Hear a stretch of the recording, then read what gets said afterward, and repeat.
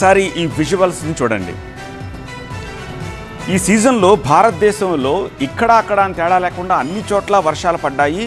అనుకున్న దానికంటే ఎక్కువ పడ్డాయి. కానీ ఉత్తర భారతం ఇంకా బాగా ఎఫెక్ట్ అయింది. యూజువల్గా ఈ సీజన్లో సౌత్కి కోస్టల్ ఎక్కువ ఉంటుంది కాబట్టి మనకి ఎక్కువ వర్షాలు పడి ఉత్తర భారతంలో తక్కువ పడుతూ ఉంటాయి. కానీ అందుకు విభిన్నంగా ఉత్తర భారతంలో పడిన వర్షాల కారణంగా ఈ రాష్ట్రం ఆ రాష్ట్రం అని తేడా లేకుండా ఏ స్థాయిలో ఎఫెక్ట్ అయ్యాయో ఒక్కసారి విజువల్స్ చూస్తే అర్థమవుతుంది.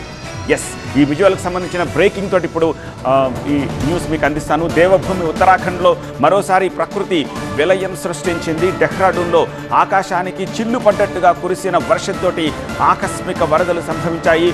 ఉత్తరాఖండ్ డెహ్రాడూన్లో క్లౌడ్ బర్స్ట్ ఇంపాక్ట్ ఈ విజువల్స్లో మీకు తెలుస్తోంది. కొట్టుకుపోయాయి కార్లు, దుకాణాలు, ఇళ్ళు అన్నీ కూడా.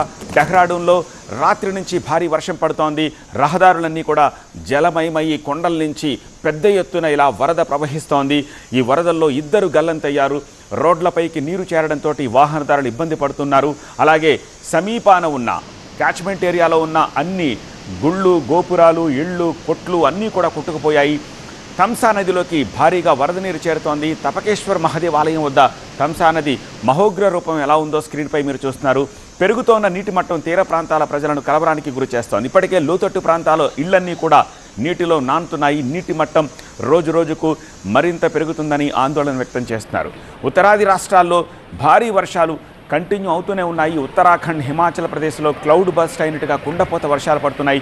దీంతో పలు ప్రాంతాలు నీట మునిగి రహదారులు, చెరువులను తలపిస్తున్నాయి. డెహ్రాడూన్లో ఈ తెల్లవారుజామున క్లౌడ్ బస్ట్ కారణంగా వరదలు ఏ స్థాయిలో ముంచెత్తాయో స్క్రీన్పై మీరు చూడొచ్చు. కార్లు, దుకాణాలు అన్నీ కూడా ఇంపాక్ట్కు గురయ్యాయి. ఇళ్లు ధ్వంసమయ్యాయి. 2 వ్యక్తులు కూడా గల్లంతైనట్టు తెలుస్తోంది. గల్లంతైన వారి కోసం రెస్క్యూ సిబ్బంది గాలిస్తున్నారు. ఇక భారీ వర్షం కారణంగా డెహ్రాడూన్లోని పాఠశాలల్ని మూసేశారు. ఆర్మీ, ఎన్డీఆర్ఎఫ్, ఎస్డీఆర్ఎఫ్ రంగంలోకి దిగి సహాయక చర్యలు కొనసాగిస్తున్నాయి.